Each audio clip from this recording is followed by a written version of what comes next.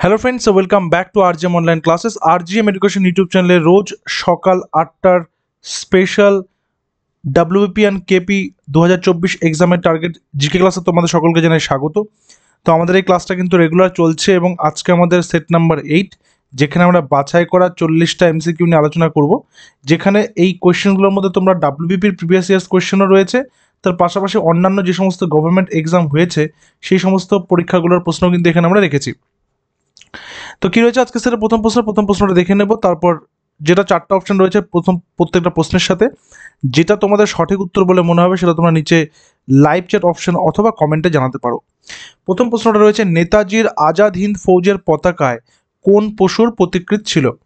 আজাদ হিন্দ ফৌজ সম্পর্কে আমরা প্রত্যেকে জানি, যেটার প্রতিষ্ঠা করেছিলেন ক্যাপ্টেন মোহন সিং। আমি পাশে নামটা লিখছি, ক্যাপ্টেন মোহন সিং। কোথায়? সিঙ্গাপুরে। ঠিক আছে, সিঙ্গাপুরে তিনি সেটা করেছিলেন। এবং নেতাজিকে নেতাজি নামটা দিয়েছিল 1942তেই। সেই যে আজাদ হিন্দ ফৌজ ছিল, সেই আজাদ হিন্দ ফৌজের যারা সিপাহী ছিলেন সেই সিপাহীরাই তাকে নেতাজি বলে ডাকতেন। ঠিক আছে, বা তাকে সেই নামটা দিয়েছিলেন। কোথায়? জার্মানিতে। ওকে, তো এবার আমাদের দেখতে হবে যে নেতাজির আজাদ হিন্দ ফৌজের পতাকায় কোন পশুর প্রতিকৃত ছিল? সিংহ, হস্তি, ব্যাঘ্র নাকি গন্ডার? সঠিক উত্তর ব্যাঘ্র বা বাঘ। ওকে, নেক্সট, নিম্নলিখিত কোন তারিখে পাকিস্তান প্রস্তাব নেওয়া হয়েছিল? খুবই ইম্পর্টেন্ট কোয়েশ্চেন। পাকিস্তান প্রস্তাবের জনক, এই প্রশ্নটা আর বারবার আসতে দেখা গেছে। তো পাকিস্তান প্রস্তাবের জনক হচ্ছেন চৌধুরী রহমত আলী। ঠিক আছে, পাকিস্তান প্রস্তাবের জনক হচ্ছে চৌধুরী রহমত আলী। এবং নিম্নলিখিত কোন তারিখে পাকিস্তান প্রস্তাব নেওয়া হয়েছিল? 23শে মার্চ 1940 তারিখে। ঠিক আছে, এবং এই প্রস্তাবটা কাদের দ্বারা নেওয়া হয়েছিল? মুসলিম লীগ। এবং সেই সময় সেই লীগের সভাপতি কে ছিলেন? জিন্না বা মোহাম্মদ আলী জিন্না। ঠিক আছে, নেক্সট, অত্রঞ্জিক খেড়া নামক প্রত্নতাত্ত্বিক স্থানটি কোথায় অবস্থিত? দেখো, ভারতবর্ষে যে বিভিন্ন রাজ্যে বিভিন্ন রকমের প্রত্নতাত্ত্বিক স্থানগুলো রয়েছে সেগুলোর একটা তালিকা করে নেবে, সেখান থেকে একটা কোশ্চেন আসতেই পারে। ঠিক আছে, তো অত্রঞ্জিক খেড়া নামক প্রত্নতত্ত্ব স্থানটি কোথায় অবস্থিত? হিমাচল প্রদেশ, উত্তরাখণ্ড, উত্তরপ্রদেশ নাকি মহারাষ্ট্র? কারেক্ট অ্যান্সার কি হবে? কারেক্ট অ্যান্সার হবে উত্তরপ্রদেশ। ঠিক আছে, সঠিক উত্তর উত্তরপ্রদেশ। নেক্সট আসবে নাম্বার 4, একজন বৈদিক দৃষ্টিভঙ্গি সম্পন্ন ব্যক্তি এবং তার সমাজের প্রতি সম্পর্কে জীবনের 4টি উপাদান নিয়ে সংগঠিত। নিচের কোন 4টি এটার মধ্যে নয়? দেখো, বৈদিক দৃষ্টিভঙ্গি যদি আমরা বলি তাহলে সেখানে 4টা বিষয় রয়েছে। কি কি? ধর্ম, অর্থ, তৃতীয়ত রয়েছে কাম, আর মোক্ষ। ঠিক আছে, তাহলে সিদ্ধিটা নেই। সিদ্ধিটা হচ্ছে এই কোশ্চেনের অ্যান্সার হবে। এবং সিদ্ধি লাভটা আমরা দেখব গৌতম বুদ্ধ যখন সেখানে বোধিসত্ত্ব লাভ করছেন বা বোধি লাভ করছেন, সেটাও এক ধরনের সিদ্ধি লাভ করাই। তো অপশন নাম্বার ডি আমাদের এখানে কারেক্ট অ্যান্সার।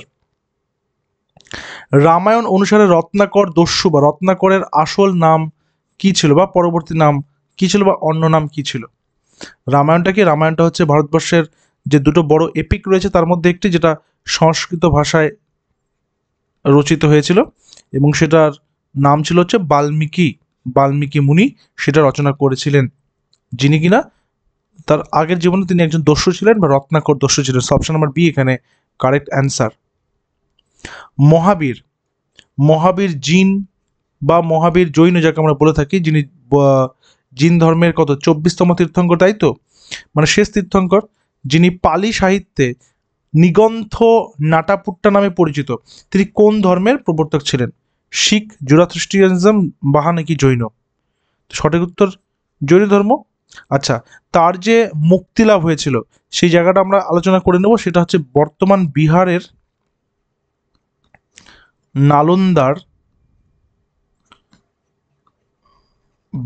নালন্দার পাভাপুরি নামক এলাকাতে। ঠিক আছে, পাভাপুরি নামক এলাকাতে তার মুক্তিলাভ হয় বা তিনি দেহাবসান ঘটেন তার। নিচের কোনটির জন্য বিনয় পিটক নামক বইটিতে নিবদ্ধ করা হয়েছে? দেখো, বিনয় পিটক হচ্ছে কি ত্রিপিটকের একটা অংশ। ত্রিপিটক, বিনয় পিটকের পর কি রয়েছে?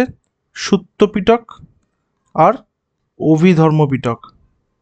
অভিধর্ম, ঠিক আছে, সুত্ত পিটক আর অভিধর্ম পিটক। তো নিচের কোনটির জন্য বিনয় পিটক নামক বইটিতে নিবদ্ধ তৈরি করা হয়েছে?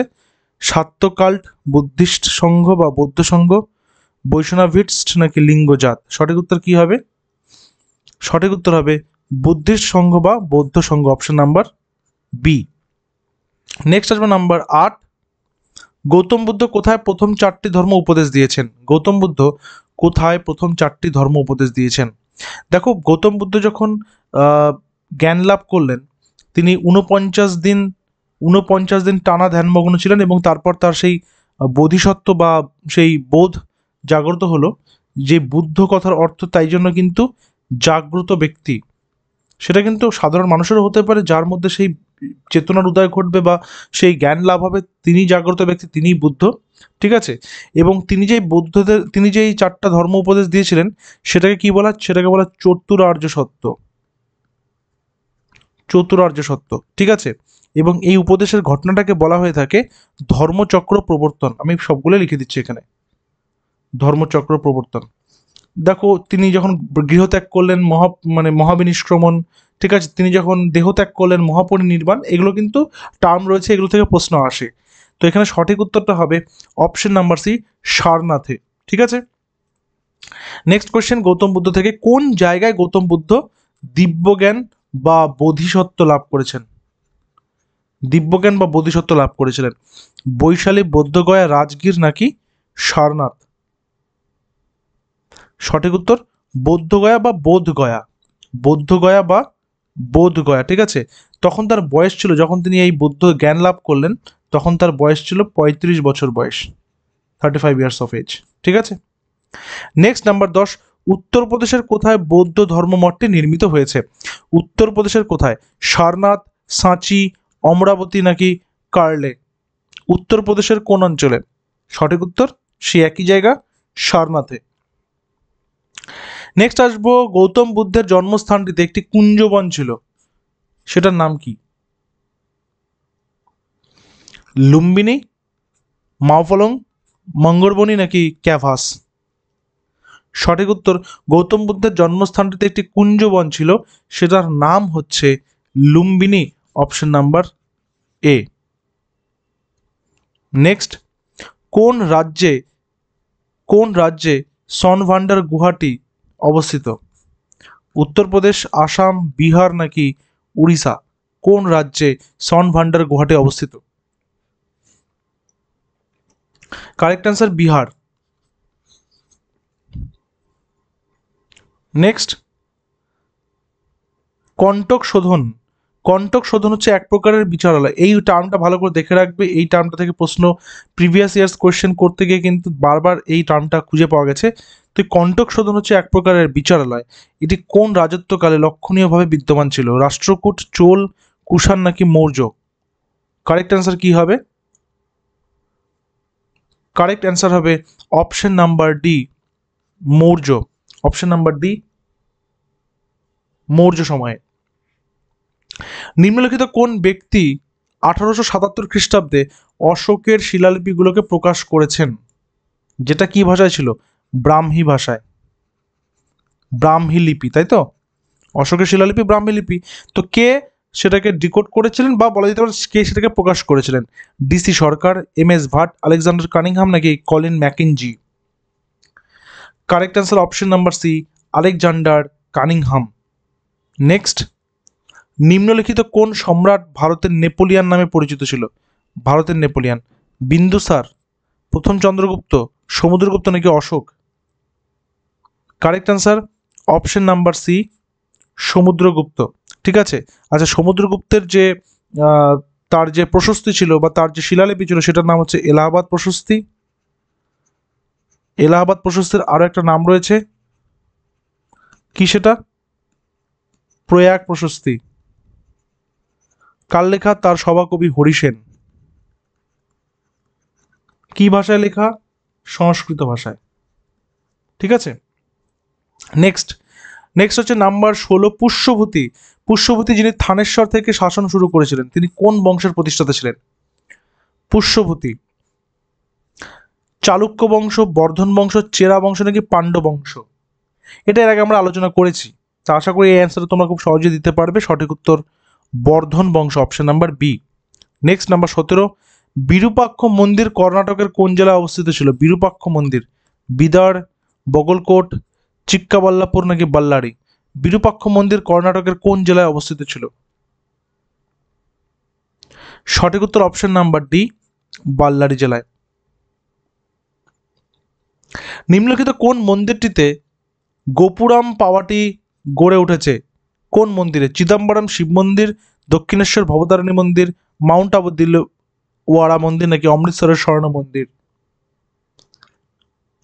গোপুরাম, সঠিক উত্তর চিদম্বরম শিব মন্দির, অপশন নাম্বার এ। নেক্সট, উড়িষ্যার সূর্য মন্দিরটি, এই কোশ্চেনটা বারবার এসছে, বারবার বিভিন্ন পরীক্ষাতে এসছে, কোনার্ক সান টেম্পল, কোনার্ক সান টেম্পল, বারবার এসছে এই কোশ্চেনটা, ঠিক আছে? তো বলছে এটা খ্রিস্ট দ্বাদশ শতকে, মানে অ্যাকচুয়াল যদি টাইমটা ধরি তাহলে সেটা হচ্ছে 1255 খ্রিস্টাব্দ। কে তৈরি করেছেন? প্রথম নরসিংহদেব, বিজয় সেন, খারবেল নাকি ধর্মপাল? সঠিক উত্তর প্রথম নরসিংহদেব, যিনি কোন বংশের শাসক ছিলেন? যিনি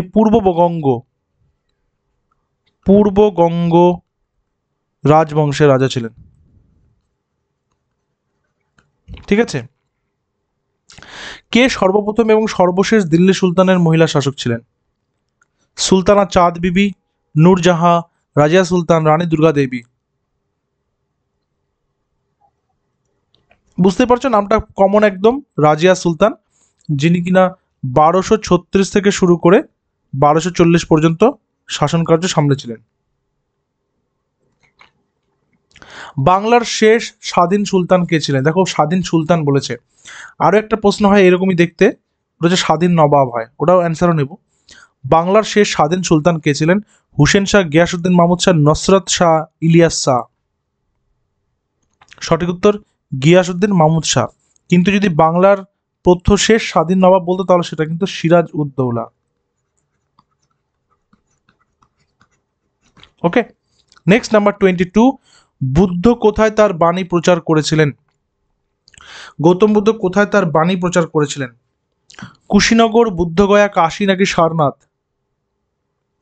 সঠিক উত্তর Sarnath, option number D. Next, Alexander কতদিন ভারতে ছিলেন? আলেকজান্ডার দ্য গ্রেট নামটা রয়েছে, গ্রিক শাসক আলেকজান্ডার দ্য গ্রেট, ম্যাসেডোনিয়া থেকে যিনি এসেছিলেন, তো তিনি 16 মাস, 19 মাস, 20 মাস নাকি 24 মাস ভারতে ছিলেন? সঠিক উত্তর 24 মাস, অপশন নাম্বার ডি, যিনি 326 খ্রিস্টপূর্বাব্দে ভারতবর্ষে আসেন, যখন সমগ্র ভারতবর্ষের বলা যেতে পারে উত্তর ভারতের তখন শাসক ছিল কি? মগধ। মগধের কোন রাজ্য চলছিল, কোন বংশ যখন শাসন করছে? নন্দ বংশ, এবং তখন সেখানকার রাজা ছিলেন ধননন্দ, ঠিক আছে? নেক্সট আসি, দিল্লির কোন সুলতান কৃতদাসদের জন্য একটি পৃথক দপ্তর সৃষ্টি করেছিলেন? Very very important question. দিল্লির কোন সুলতান কৃতদাসদের জন্য একটি পৃথক দপ্তর সৃষ্টি করেছিলেন? ইলতুৎমিশ, বলবন, মোহাম্মদ বিন তুগলক নাকি ফিরোজ শাহ তুগলক? সঠিক উত্তর হবে ফিরোজ শাহ তুগলক। আচ্ছা, ফিরোজ শাহ তুগলকের কতজন দাস ছিল? এটা তোমাদের জন্য হোম টাস্ক থাকলো, তার কতজন দাস ছিল নিচে জানাবে। নেক্সট, তাহাকিক ই হিন্দ কে রচনা করেছিলেন? তাহাকিক ই হিন্দ কে রচনা করেছিলেন? আল বিরুনি, আল বিলাদরি, সুলেমান, আল মাসুদি? তাহাকিক ই হিন্দ কে রচনা করেছিলেন? সঠিক উত্তর আল বিরুনি। নেক্সট কোশ্চেন, ইনকলাব জিন্দাবাদ স্লোগান কে দিয়েছিলেন? সুভাষচন্দ্র বসু, ভগৎ সিং, স্যার মোহাম্মদ ইকবাল, লালা লাজপত রায়? ইনকলাব জিন্দাবাদ, এবং তার সাথে তিনি লং লিভ রেভলিউশন এই স্লোগানটাও কিন্তু তিনি কন্টিনিউয়াসলি দিয়ে গেছেন, এবং তিনি সবসময় কিন্তু টোটাল ইন্ডিপেন্ডেন্স বা কমপ্লিট ইন্ডিপেন্ডেন্স সেটার পক্ষে সওয়াল করেছেন, ডমিনিয়ন স্ট্যাটাসকে তিনি ঘৃণা করতেন। সঠিক উত্তর option number B, Bhagat Singh. Next question, কে অমৃত্যাঘাত বা অমিত্রঘাত নামে পরিচিত ছিল? অমিত্রঘাত নামে কে পরিচিত ছিল? বিম্বিসার, বিন্দুসার, অশোক নাকি কালাশোক? সঠিক উত্তর বিন্দুসার। আর অশোকের একটা উপাধির নাম বারবার আসে, সেটা হচ্ছে দেবনাম প্রিয়।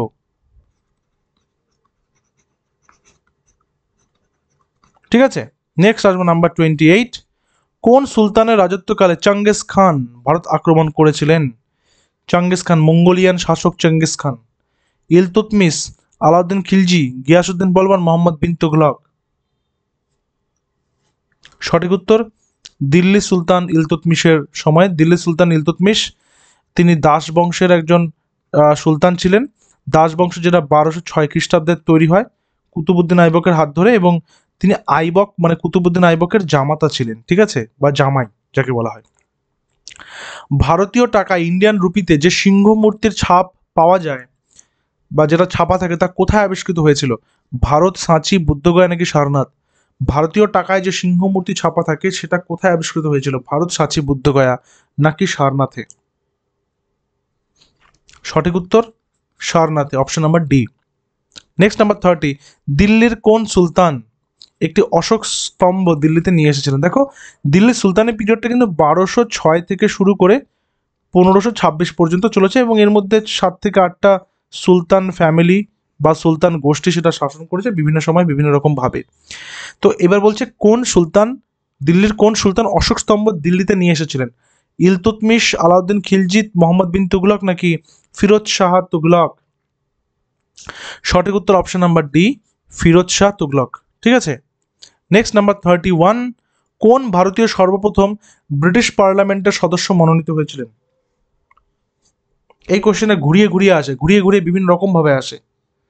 কোন ভারতীয় সর্বপ্রথম ব্রিটিশ পার্লামেন্টের সদস্য মনোনীত হয়েছিলেন?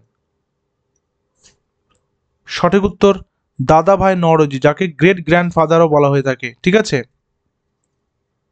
ভারতের নীল বিদ্রোহ ঘটেছিল কোন বছর? নীল বিদ্রোহ, বেসিক্যালি নীল বিদ্রোহটা কিন্তু বাংলার নদিয়া জেলা থেকে শুরু হয় এবং পরবর্তীকালে সেটা ছড়িয়ে পড়ে। ঠিক আছে, নদিয়া জেলা প্রথম শুরু হয়, এবং এই বিদ্রোহের দুজন মানে প্রসিদ্ধ নেতা ছিলেন, আমি নামটা লিখে দিচ্ছি, বিষ্ণুচরণ বিশ্বাস এবং দিগম্বর বিশ্বাস। ঠিক আছে, কবে হয়েছিল? 1869, 1869 খ্রিস্টাব্দে। পরের number, all India trade union Congress, all India trade union Congress AITUC, এইটার প্রতিষ্ঠাতা কে ছিলেন? যেটা 1920 বোম্বেতে প্রতিষ্ঠিত হয়েছিল, বলতে হবে এর প্রতিষ্ঠাতা কে ছিলেন। MN জোশী, JL নেহেরু মানে জওহরলাল নেহেরু, লালা লাজপত রায় নাকি Muzaffar Ahmed? All India trade union Congress, সঠিক উত্তর লালা লাজপত রায়। সঠিক উত্তর অপশন নাম্বার সি। নেক্সট আসবে নাম্বার 34। মুর্শিদ কুলি খান ঢাকা থেকে তার রাজধানী কোথায় স্থানান্তরিত করেছিলেন? মুর্শিদ কুলি খান তার রাজধানী ঢাকা থেকে কোথায় স্থানান্তরিত করেছিলেন? মুঙ্গের, মুর্শিদাবাদ, গৌর নাকি পান্ডুয়া? সঠিক উত্তর অপশন নাম্বার বি, মুর্শিদাবাদ। ঠিক আছে, কবে? 1704 সালে, 1704 খ্রিস্টাব্দে। নেক্সট, দিন ই ইলাহি, দিন ই ইলাহি নিয়ে যখনই আলোচনা হয় তখন সেখানে আরো একটা টার্ম আসে, সেটা হচ্ছে সুলাহা ইকুল। এই দুটাই কিন্তু সম্রাট আকবরের কনসেপ্ট ছিল। সো অপশন নাম্বার ডি, আকবর, মুঘল বাদশাহ আকবর, অপশন নাম্বার ডি। এরপর ইস্ট ইন্ডিয়া কোম্পানি তার রাজত্বকালে ভারতে প্রথম বাণিজ্য কুঠি নির্মাণ করে কোথায়? ইস্ট ইন্ডিয়া কোম্পানি বা কার আমলে? জাহাঙ্গীর, শাহজাহাঁ, ঔরঙ্গজেব নাকি প্রথম বাহাদুর শাহ? সঠিক উত্তর কি হবে? সঠিক উত্তর হবে জাহাঙ্গীরের আমলে, অপশন নাম্বার এ। অর্থাৎ প্রথম যে ছাড়পত্র, সে ছাড়পত্র কিন্তু তাদেরকে জাহাঙ্গীর দিয়েছিলেন। লৌহ মানব, আয়রন ম্যান, তার পাশাপাশি তাকে ভারতের বিসমার্কও বলা হয়, ভারতের বিসমার্কও বলা হয়। অপারেশন পোলো, এর আগে তো আমি পড়িয়েছিলাম অপারেশন পোলোটা, অর্থাৎ হায়দ্রাবাদ যে রয়েছে, হায়দ্রাবাদকে ভারতবর্ষের মধ্যে ইনক্লুশন করার জন্য যিনি বিশেষ যার অবদান রয়েছে তিনি কে? আর কেউ নন, তিনি হচ্ছেন ভারতের প্রথম স্বরাষ্ট্রমন্ত্রী এবং উপপ্রধানমন্ত্রী ছিলেন সর্দার বল্লভভাই প্যাটেল। নেক্সট আসবো নাম্বার 38। ইবন বতুতা কোন শাসকের রাজত্বকালে ভারতে আসেন? ইবন বতুতা আকবর, মোহাম্মদ বিন তুগলক, ইলতুৎমিশ নাকি আলাউদ্দিন খিলজি? Ibn Battuta. সঠিক উত্তর option number B, Mohammad bin Tughlaq. তার লেখা বইয়ের নাম কি? কিতাব অল রিহালা। কিতাব অল রিহালা, বা কোথাও কোথাও তোমরা রেহালা পাবে, ঠিক আছে, রেহালা, দুটোই সেম। নাম্বার 39। লক্ষণ সেনের আমলে কোন মুসলমান আক্রমণকারী বাংলা জয় করেছিলেন? লক্ষণ সেনের আমলে মোহাম্মদ ঘুরি, ইখতিয়ার উদ্দিন মোহাম্মদ বিন বখতিয়ার খলজি, কুতুবুদ্দিন আইবক নাকি ইলতুৎমিশ? সঠিক উত্তর Bakhtiyar Khalji, option number B. এবং আজকের সেটের শেষ প্রশ্ন, এবং তারপর তোমাদের একটা হোম টাস্ক দেবো। মুন্ডা বিদ্রোহ কবে ঘটেছিল? দেখো, মুন্ডা বা উলগুলান, উলগুলান বিদ্রোহ, উলগুলান কথার অর্থ হচ্ছে বিপজ্জনক, ঠিক আছে। বিরসা মুন্ডা ছিলেন এটার অন্যতম প্রধান মুখ, ঠিক আছে। তো এটা কবে হয়েছিল? সঠিক উত্তর 1899 থেকে 1900 খ্রিস্টাব্দের মধ্যে, ঠিক আছে। আচ্ছা, তো আজকের যেটা হোম টাস্ক থাকবে সেটা হচ্ছে ব্রিটিশরা প্রথম কোথায় কারখানা নির্মাণ করে? মানে ভারতবর্ষের কোথায় কারখানা নির্মাণ করে? তোমরা কাইন্ডলি এটা জানাবে কমেন্ট সেকশনে, আর আউট অফ 4 তোমাদের কার কত স্কোর হলো সেটা জানাতে ভুলো না। দেখা হচ্ছে পরবর্তী ক্লাসে। Till then stay connected with RGM education YouTube channel. Thank you very much.